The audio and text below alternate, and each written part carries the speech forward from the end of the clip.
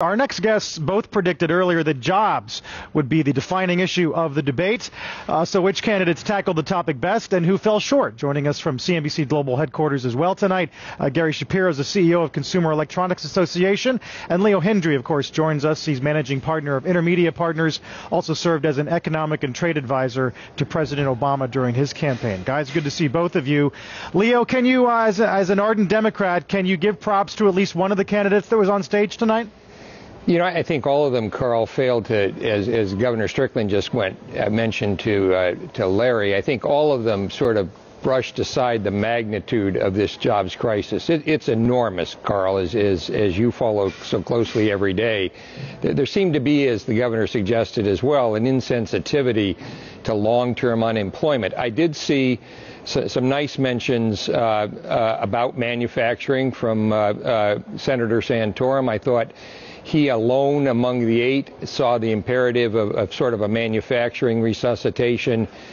But the agenda that all of these candidates advance today is not going to create any jobs of moment. Had they acknowledged, going in, had they acknowledged the magnitude of the problem, I think they would have been more sanguine about a dual solution here, one that comes equally from the private sector and government. If we, in fact, as I know we do, have 29 million women and men in real terms who are unemployed, we all have a role to play. And this deregulation, anti-regulation, anti-government, do it all through the tax side and the cutting side is not going to fix this problem, Carl.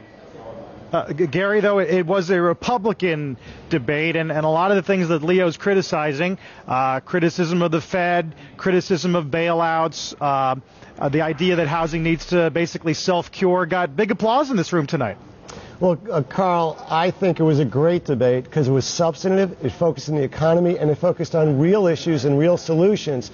Look, it's not working now under the present administration. Business confidence is low. They don't know what the future is told. They're told that they're greedy, that their taxes are going to be raised. They just don't know what to do. There's all sorts of tax laws and rules and requirements which are sending our jobs overseas, and they are providing different solutions, all of them. I think every one of them, in a sense, brought something to the table, and they were in agreement with each other. I think the Republicans showed greater unity tonight and a sense of purpose and resolve, and would be focused on solving our nation's problems and creating jobs, and we haven't seen in 3 years.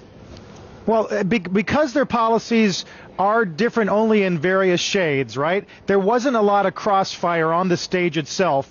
So how do we know who won, if anyone did, Gary? Well, I think actually some people did great. I think Mitt Romney did a terrific job. I think Bachmann shows she knows tax law, and she is substantive. She's been undersold. And I think the rest of them had good ideas. I think, Ron Paul is growing on people. People are listening to his ideas. He was right before, and he's probably right again. So I think we have some good candidates out there, and I think business people are listening to these candidates, and they're saying, yes, they understand what it takes to create a job. It's risking capital. It's understanding the dynamics of the marketplace, and it's providing a product or service that people are willing to buy.